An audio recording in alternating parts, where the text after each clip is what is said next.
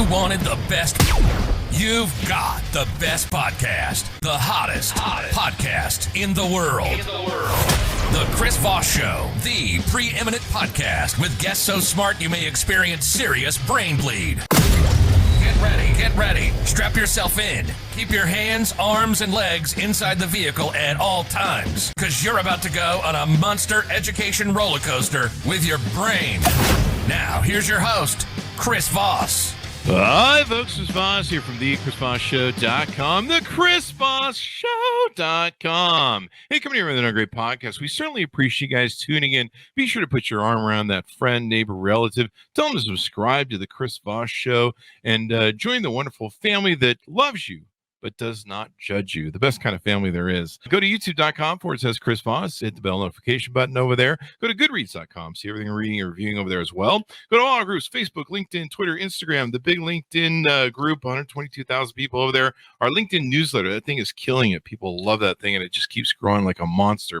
So we're excited to announce my new book is coming out. It's called Beacons of Leadership, Inspiring Lessons of Success in Business and Innovation. It's going to be coming out on October 5th, 2021, and I'm really excited for you to get a chance to read this book. It's filled with a multitude of my insightful stories, lessons, my life, and experiences in leadership and character. I give you some of the secrets from my CEO entrepreneur toolbox that I use to scale my business success, innovate, and build a multitude of companies. I've been a CEO for, 33, 35 years now. We talk about leadership, the importance of leadership, how to become a great leader, and how anyone can become a great leader as well. Or order the book wherever fine books are sold. Anyway, guys, we have an amazing author on the show today. His new paperback version of his book that came out in 2019 is out tomorrow, May 31st, 2022. The Cost of Chaos: The Trump Administration and the World by Peter Bergen. He's on the show with us today talking about this amazing book of his. He is a journalist, author, documentary producer, and vice president for global studies and fellows at New America, a professor of practice at Arizona State University, a fellow at Fordham University Center on National Security, and CNN's National Security Analyst. Welcome to the show, Peter. How are you? Chris, thanks for having me on. Thanks for coming on. We certainly appreciate it. And congratulations on the paperback issuance of your book. You've written a lot of different books, actually. How many books have you put? This is my 10th book, if you count the ones I've co-edited with other people, but my 7th real book. When I say real book, non-edited volume. Edited volumes are real books, but they're not quite as personal. This book I updated and I revised. I finished it. It came out in 2019, as you mentioned, so a lot of other things happened. And originally in the hardcover, the title was Trump and His Generals, and it really focused on that relationship because that was so critical to the first 2 years. If you think about H.R. McMaster, think about Jim Mattis, think about General Kelly, think about the generals that surrounded, or General Flynn, that surrounded President Trump when he came in. They were all gone by the end of year two. Mm-hmm. And I think that you can the Trump presidency changed over time. It became, there was this cliche about the grown-ups in the room and they were trying to control Trump. Well, the cliche wasn't entirely wrong. And certainly, I think if you look at the first 2 years, it was a more normal administration in a sense. I give Trump his due. I think he got some big things, and I think he got a lot of big things wrong. Let's start with the big things that he got right, in fairness. He built on the Obama plan to defeat ISIS. And it was very much an Obama plan that he amped up. He, of course, ordered the operation in which Abu Bakr al-Baghdadi died, the guy who founded ISIS. So that was certainly an achievement. And I was surprised that he didn't mention it more in the campaign. Mm-hmm. Operation Warp Speed is very much the Trump administration made a lot of failures with COVID, which I'll get to in a minute. But on the Operation Warp Speed, they gave Moderna $2.5 billion. They ordered $2 billion of doses from Pfizer. They didn't give them money directly, but they guaranteed a market for the. And this was a remarkable achievement. Within 2 months, Moderna had a usable RMNA vaccine, and these vaccines were 90% effective, even though they wane over time. And finally, I think on China, Trump really got the measure of triumph. And when I say Trump administration, Jim Mattis oversaw the defense strategy. H.R. McMaster oversaw the national security strategy. They both came to similar conclusions on China. There's been a lot of wishful thinking about China over the years, which is as their economy grows, they're going to liberalize, and it turned out to be precisely the reverse. They became more authoritarian as their economy grew. And I think Trump certainly got the measure of that, and the Trump team. So I think that those are the positive things. I think the three big negative things I put in three buckets. One is he's the first president in history to consistently and publicly refuse to accept that he lost the election. And, this doesn't help our politics at all. And there's no other president who's done anything similar.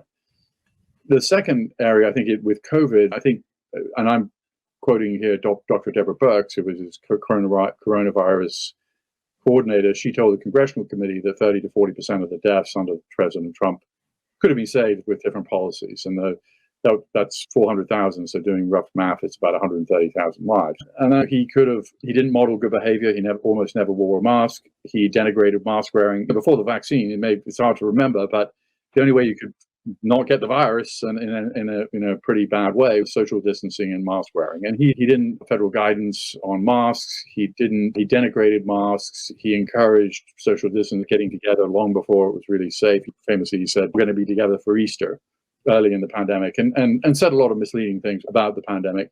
And when he had an opportunity to do something publicly, which I think would have been highly significant, when he and Melania were vaccinated in the closing days of his presidency, he could have done that publicly. And given the amount of vaccine hesitancy in the United States, I think that would have made a big difference.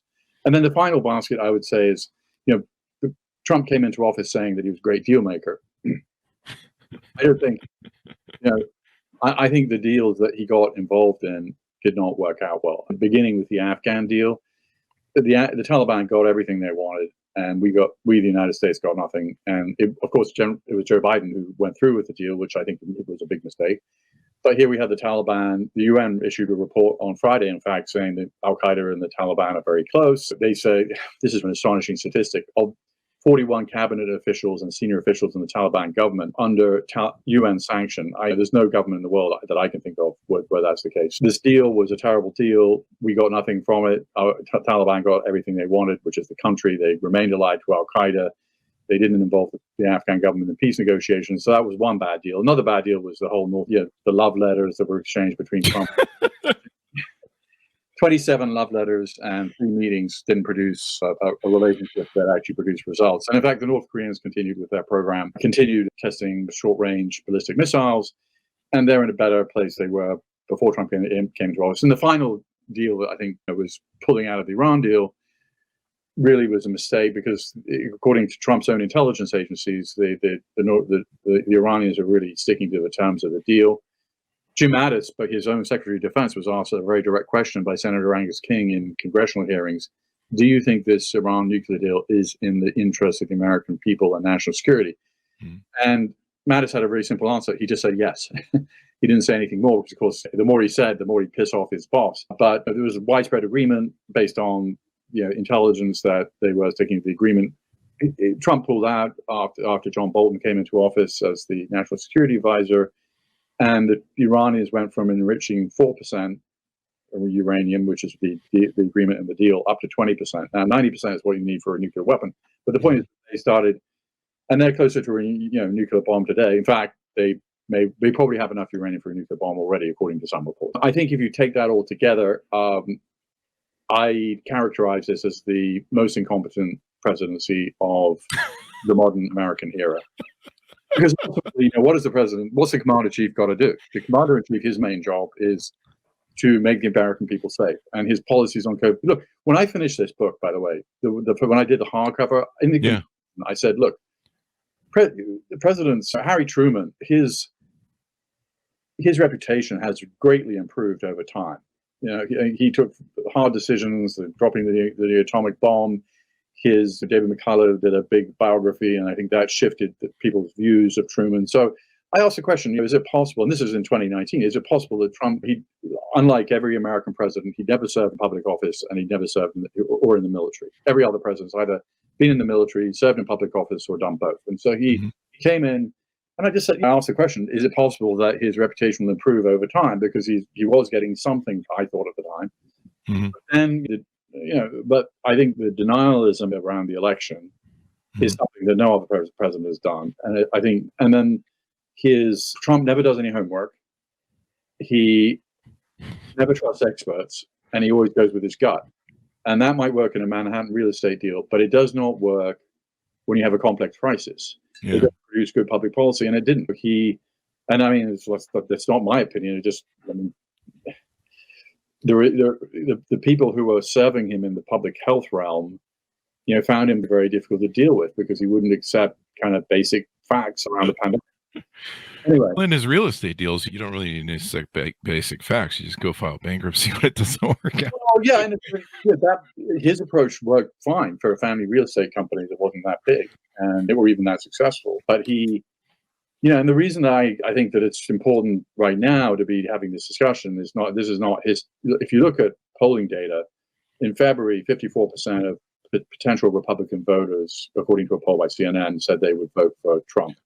Governor DeSantis of Florida came in at 21%, and everybody else has also ran at 1%. Or Mike Pence he's just not registering.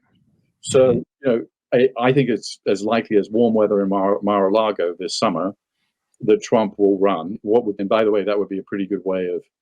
It'd be a lot harder. Some of these suits that have been filed against him, it's a lot harder if he's either a plausible candidate, is the candidate, or is running for president, and so there would be that advantage. And plus, of course, he wants to run. Yeah. And he has a good chance of winning the nomination and potentially winning the presidency because Biden is polling at 39% according to the AP. And we're going to get new inflation numbers. They're going to be, and inflation is like it's a particular tax on low income, middle income Americans, and it's also a tax on all Americans because everybody feels the effects of inflation, even if relatively well off. But particularly if you're lower income, middle income, Biden, could lose the election to Trump pretty easily right now. If it happened tomorrow, it would be an interesting question. Yeah, it definitely would. Your assessments really surprised me because it seems so stable for those 4 years. Everything.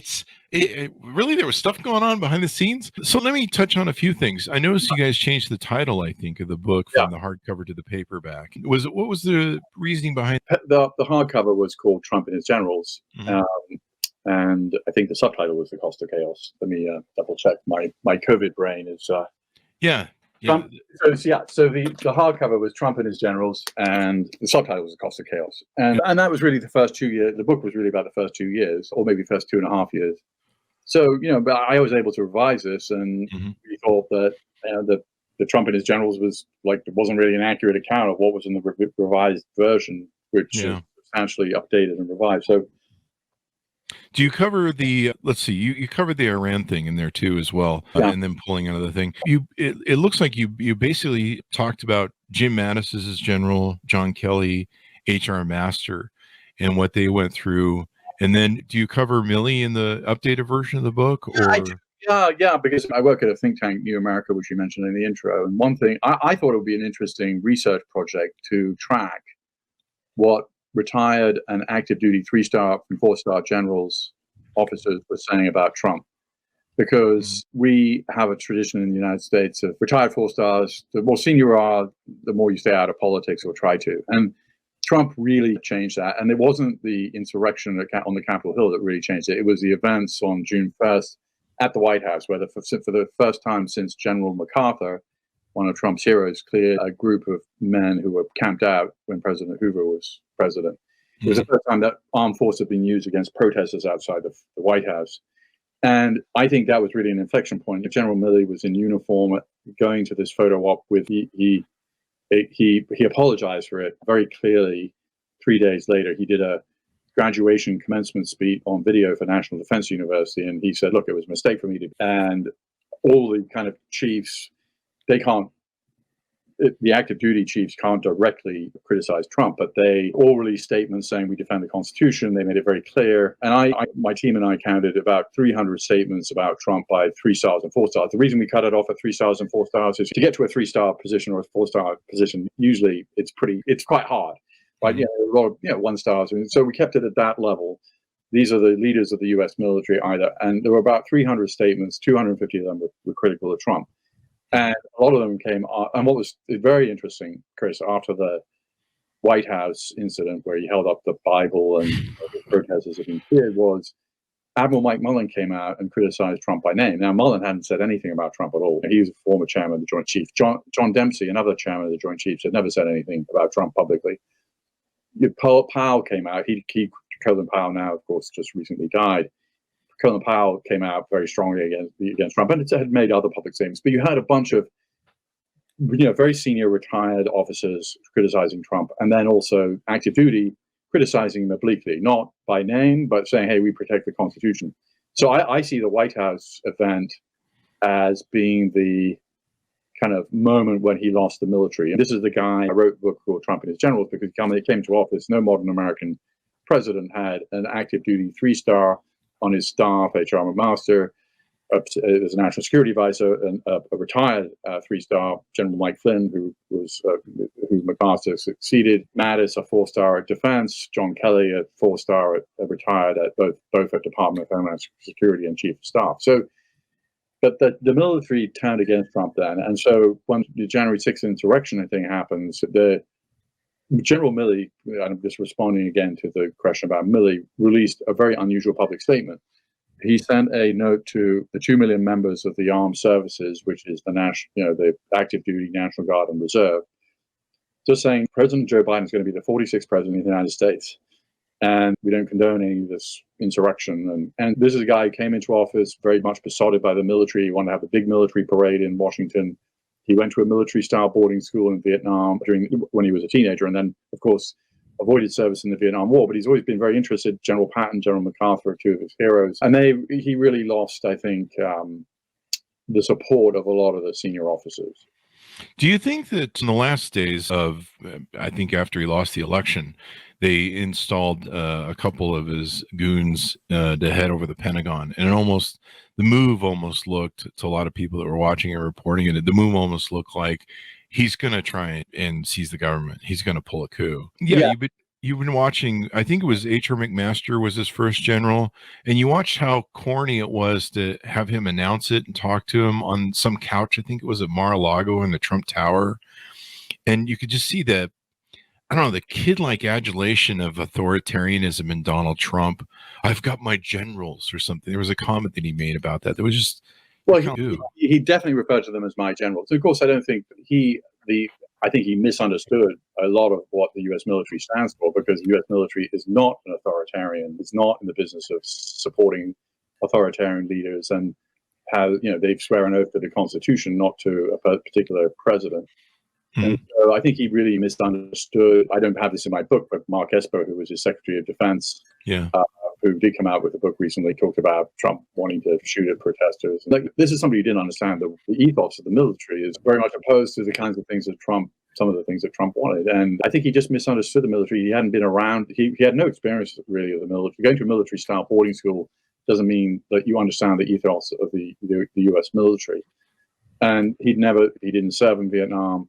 He took 5 deferments. There don't seem to be people in his family. It's not like he was coming out of a family that had experience with the military. So I think he just misunderstood the military, and they began to draw away from him. And Mark Esper, during that run up to the White House, demonstrations outside the White House, talked about dominating the battle space, which was a very unfortunate thing on a conference call with American governors.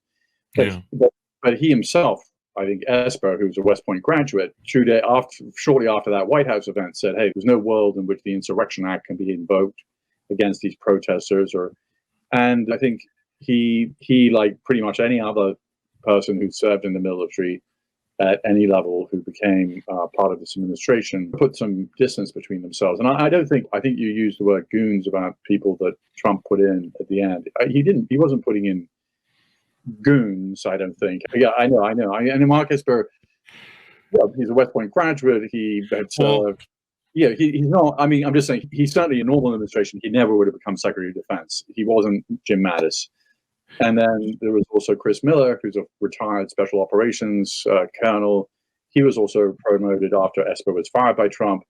And in a normal administration, also, he wouldn't have got the job. But Chris Miller certainly served as a special operations colonel, ran National Counterterrorism Center, had a senior job doing counterterrorism in the White House. I would just be careful about using the word goons. What I would say is that in a normal administration, the Secretary of Defense is like Leon Panetta or a Bob Gates or somebody who's like pretty much a really well-known household name or has some real gravitas and based on their career And that was not the case at the end of the Trump administration. It was harder and harder for him to find people. And just for me to clarify, when I meant goons, I wasn't referring to Mark Esper because we're friends on LinkedIn and talking about having him on the show. There was, right before January 6th, there was 2 or 3 people that they installed that had no business being over at the Pentagon. Yeah. And they were believed the people that interfered with sending the National Guard out to the January 6th thing. Those are the goons that I'm referring to. Yeah. I can't remember. Some people that were inserted who were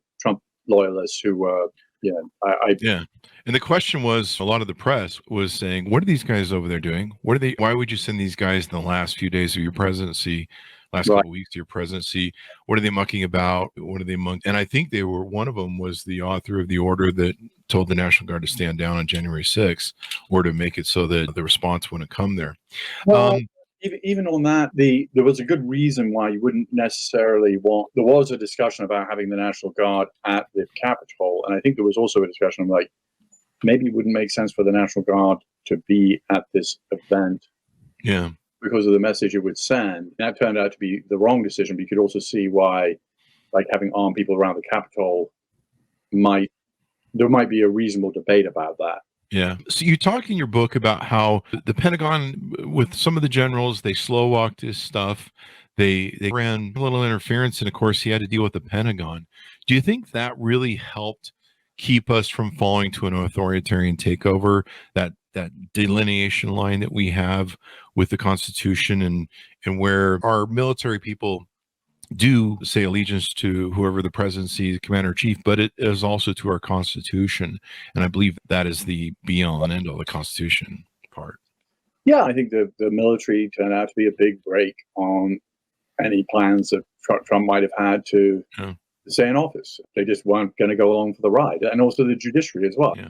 50 lawsuits were filed by Rudy Giuliani and others who were supporters of Trump, and they all got thrown out. The system worked. Now, will the system work again if Trump's back? If he runs and fails to win, will he claim fraud? Or if he wins, I don't know. I think the system did work, but the difference is now you have people being voted in as Secretary of State who seem to embrace, and then they have Secretary of State in state offices, and they have a role in elections. Yeah. So you could see that the system is potentially more amenable to these claims of fraud from a system point of view. Yeah, it's interesting, and I'm glad you document this stuff so that people can really look at it, because the Trump administration was such a PR machine. Half the time they would do stuff, or Obama did something and they would just ride off it. Oh, we made that happen. And they ran such a PR machine, and the truth lies somewhere in between. Certainly Trump was very successful using Twitter, but I think I'm not confident that the PR machine for the Trump administration particularly worked that well. No one believed Sean Spicer when he said the largest inaugural crowd in history. I mean, it was factually not correct. But I think what's so fascinating about the country at large, and I'm zooming out past Trump, is what really matters to people aren't facts, it's narratives. And so people of all persuasions are looking for facts that fit their own narratives, or facts, pretend facts that fit their narrative. And as human beings, we're very strongly programmed to we tell ourselves stories all the time, which we believe, and we find things that fit into it. And unfortunately, that has become more pronounced. The 15% of Americans in polling believe the QAnon conspiracy theory that there's a satanic cult running the country, and that number goes up, I think, to 21% of Republicans. So personally, I'm not one of those people. And I just passed Comet Pizza just 2 days ago. Newsflash, there isn't a basement in Comet Pizza where groups of pedophile Democrats are plotting to take children. Somebody from North Carolina, I think, came to Washington believing that with a rifle and started shooting at Comet Pizza. And so that's obviously a very extreme version of this, but I think that the issue around truth, 3/4 of Republicans in recent polling don't believe that Joe Biden legitimately won the election. This is obviously very corrosive to our body politic. If this becomes just a feature of the way our politics happen, that's difficult. Yeah, it's and everybody knows John F. Kennedy isn't really running the. I saw one of the guys at a Trump thing, and the guys, John F. Kennedy's running the presidency right now, and John F. Jr. is running the vice presidency. Everybody knows that's not true. It's FDR who's actually running everything. So I just want to correct that for everybody. And the world is flat. So and it's not flat. It's more like a rolling, bumpy thing. I don't know what that means. But Peter, this has been pretty insightful. I'm glad you called it out and made the assessments and set the record straight so that people can see how dangerous our world would become. I remember watching CNN on Trump's inauguration night or Trump's election night, the day after, and CNN had two Italian journalists on the show, and they go, "You just elected Silvio Berlusconi, and way to go! You elected his twin." And here we are with what you've talked about. We may do the second round of Silvio Berlusconi. Yeah, and didn't Berlusconi himself, I think, got a second round. So, yeah. And no one prosecuted him either. So he had his own Merrick Garland, I guess. He had what were referred to as bunga parties, which yeah.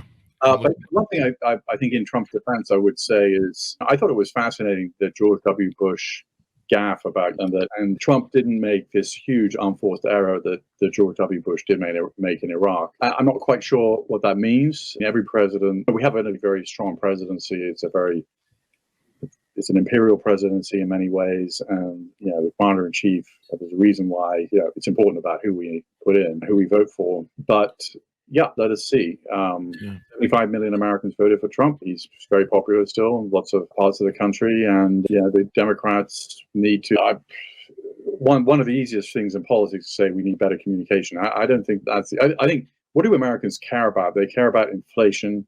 They care about crime, and if politicians are talking about other things, I think they care about the kinds of things that we saw unfold in Texas, the massacres. I mean, I thought it's interesting that Biden has really moved, who I think fundamentally is a centrist Democrat, definitely was not embracing the defund the police movement, because I think that, even in Minneapolis, where that movement to some degree began, that failed, the defund the police. I think we all know what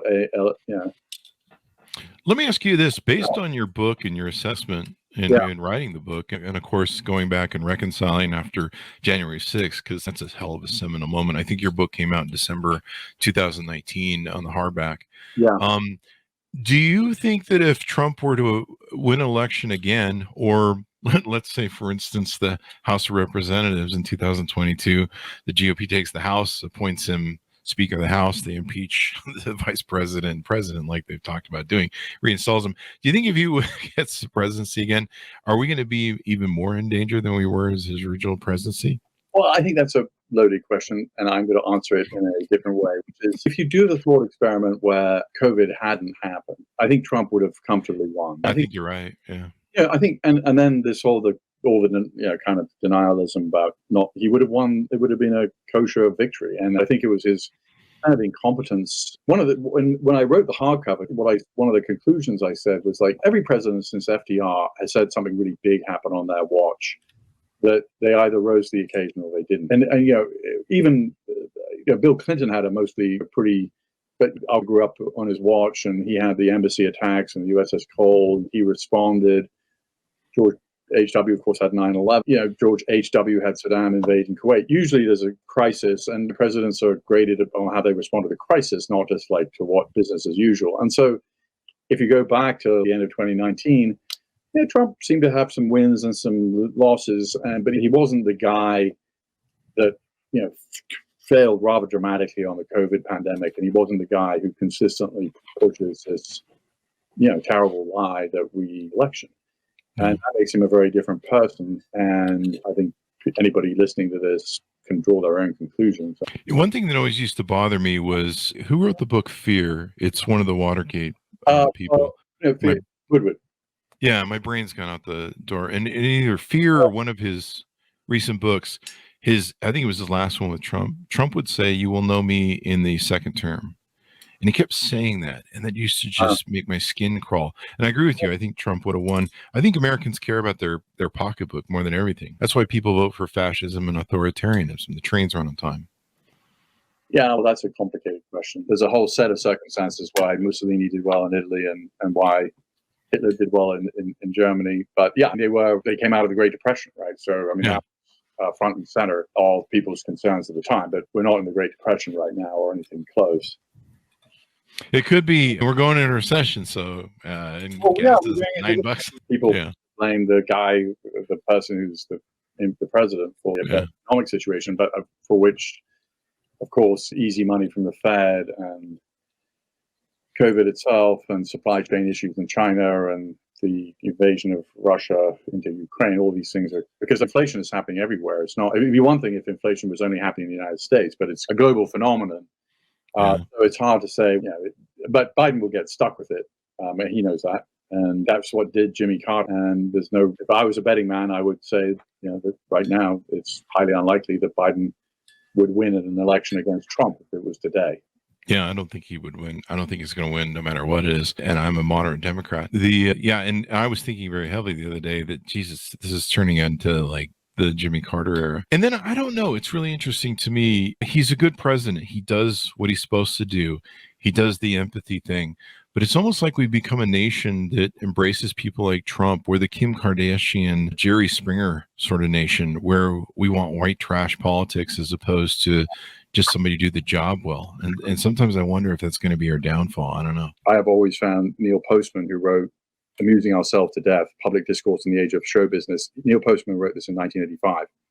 He says, our politics, religion, and news have been transformed into congenial adjuncts of show business, largely without protest or even much popular notice. The result is that we're a people on the verge of amusing ourselves to death. And I think that he wrote that in 85. And I think that gets to what you're saying, which is the politics is fundamentally a pretty boring business of compromise and votes. And so people want something more exciting. And certainly Trump delivered that. And I think you're right about Biden. And Biden has been, I think, a competent president in terms of getting COVID relief passed and trying to get the economy in shape, and trying to get infrastructure passed, which is popular, but it hasn't translated. Now, in fact, if you look at Biden's favorable ratings, they never recovered from the Afghan debacle. He dropped. Now, of course, the reasons now are very different, but he dropped, I think, to like low 40s immediately after that because it seemed projected to like a total feeling of incompetence and not feeling, but it seemed very incompetent. And he didn't recover from that. He hasn't recovered from that. So we'll see. Of course, a lot of things can change the next year or two. And I think on Ukraine, he's done a very good job of doing precisely what Trump tried to undermine, which is build up the NATO alliance, confront Putin. And I think he's done that quite skillfully. Yeah, it's interesting what you were saying about that gentleman who wrote that in the 80s.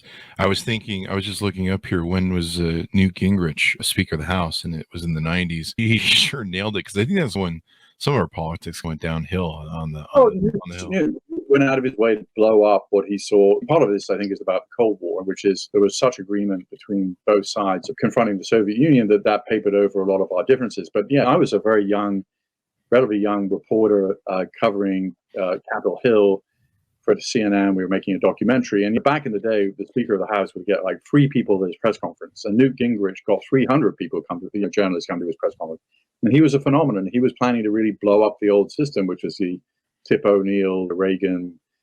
We may disagree with each other, but we're going to work together. And Newt really succeeded in that, and was an early embracer of Trump and that kind of politics. And that kind of politics is largely defined. See, there's going to be a new book by Dana Milbank coming out in August called The Destructionist, a 25-year crack-up of the Republican Party. Jenny's going to unpack a lot of that. But we know, and then John McCain contributed to this by embracing, the governor, Sarah Palin. She wasn't a serious politician. She was a good politician, but wasn't really a serious person. Yeah, I think you trace back a lot of this to Newt and the people that he brought in and his view of how to change in Washington. Yeah. It'll be interesting to see how it shakes out. I'm going to just strap myself in and go for the ride. Anything more you want to tease out on the book, Peter, before we go out? Well, thank you for having me on the show. I think, just to return to one of the themes we discussed, I do think that Trump really lost the support of the senior military, which that's also something new in this country. I don't know enough about American history, but when your own chairman of the Joint Chiefs is publicly taking you to task to the armed forces, I think that is new. And one thing that is we have to be very careful of in this country is there is a reason that the U.S. military so widely has very high approval ratings. Apart from all the obvious things, they're also regarded as non-political. And if you do the thought experiment where, let's say, Kamala Harris is president in the next cycle, and there are a bunch of retired 4-star and 3-star taking her to task publicly, it's a slippery slope. The more that these senior guys, and they are mostly guys, get involved in politics in one way or another, that is a kind of a norm which we need to think about pretty carefully. It's a norm you don't really want to erode. But it began to erode. It's been eroding for a while. Admiral Crowe, you may recall, Chris, was the first chairman to endorse, he was retired to endorse Bill Clinton. Mm-hmm. And now it's pretty routine. Every time now you have any candidates running, you have hundreds of retired generals and admirals signing up for one side or the other. And maybe that's a reflection of how divided we are as a nation and the kind of increased polarization. Because, of course, the military they're also American citizens, and they're going to be affected by the politics just as much as anybody else. That's true. But I think if I'm leaving, like, the final thought would be, it's not a great position for the military to be in, to be seen as increasingly politicized, even if they're taking the positions that a lot of people think are correct. That is a slippery slope. Yeah. That's the one that I was watching that's really the one thing that separates us from nations that either have like Myanmar or Egypt, where the military steps in and interferes or coups or basically takes out someone they don't feel is doing the job. There's a kind of, I don't know if you call it a thin line, but there's definitely that line of separation with our military. And I think there was concern with, it was General Milley, or the new general, who they were concerned about the QAnon sort of infection in the ranks of the military. Well, Lloyd Austin, who's the Secretary of Defense, certainly being concerned about extremism in the ranks, and I think that's something that they're are being very they're being pretty proactive about. But the country you mentioned, Myanmar and Egypt, I would say even more. Pakistan is a sort of quasi-democratic society in which the military has pretty much a lot of veto power over who gets in or out, and that is not a place you want to be. And I don't think we will be, because I think that the military showed that it had absolutely no interest in going down this path.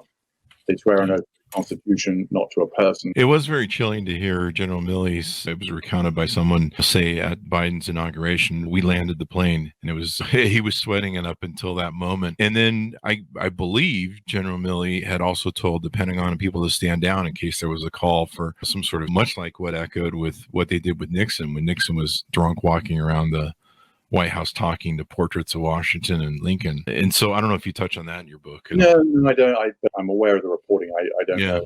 So interesting stuff. It's been wonderful to have you on, Peter. Thank you very much for coming on and spending some time with us today. Thank you. Enjoy your Memorial Day. There you too as well. Also, give us your plugs, your .com, so people can find you on the interwebs and get to know you better, please. PeterBergen.com is my personal website. There you go, guys. Order it up. It comes available on paperback, the updated paperback, tomorrow, May 31st, 2022. If you're watching this 5 to 10 years from now, people are still watching our stuff from 12 years ago. The Cost of Chaos, the Trump administration and the world, and hopefully people that are watching this 12 years from now, we're still here. So we'll put that in the time capsule. Thanks to Peter for being on the show with us. Thanks to my audience for tuning in. Be sure to go to youtube.com/Chris Voss. Go to goodreads.com/Chris Voss. All those places those crazy kids are playing. Facebook, LinkedIn, Twitter, Instagram, all those places you can find the show. Thanks for tuning in. Be good to each other. Stay safe. And we'll see you guys next time. Chris, thank you for having me.